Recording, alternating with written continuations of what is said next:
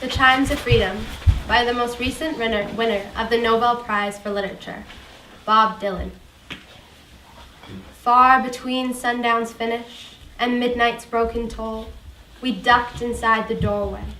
thunder crashing as majestic bells of bolts struck shadows in the sounds, seeming to be the chimes of freedom flashing,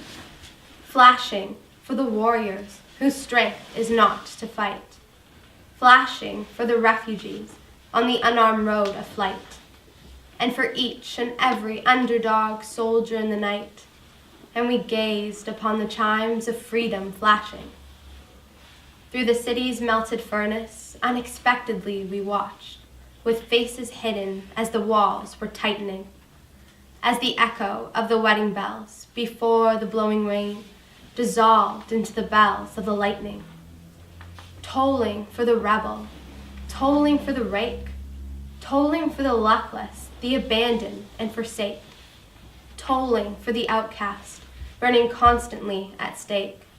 And we gazed upon the chimes of freedom flashing. Through the mad, mystic hammering of the wild, ripping hail, the sky cracked its poems in naked wonder, that the clinging of the church bells blew far into the breeze, leaving only bells of lightning and its thunder, striking for the gentle, striking for the kind, striking for the guardians and protectors of the mind, and the poet and the painter far behind his rightful time, and we gazed upon the chimes of freedom flashing. In the wild cathedral evening, the rain unraveled tales for the disrobed, faceless forms of no position, tolling for the tongues with no place to bring their thoughts, all down and taken for granted situations, tolling for the deaf and blind, tolling for the mute,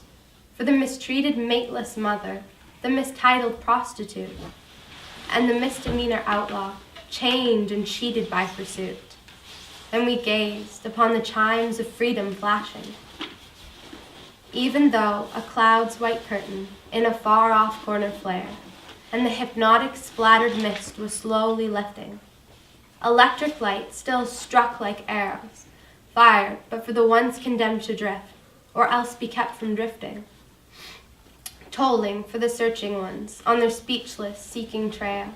for the lonesome-hearted lovers with too personal a tale, and for each unharmful, gentle soul misplaced inside a jail. And we gazed upon the chimes of freedom flashing,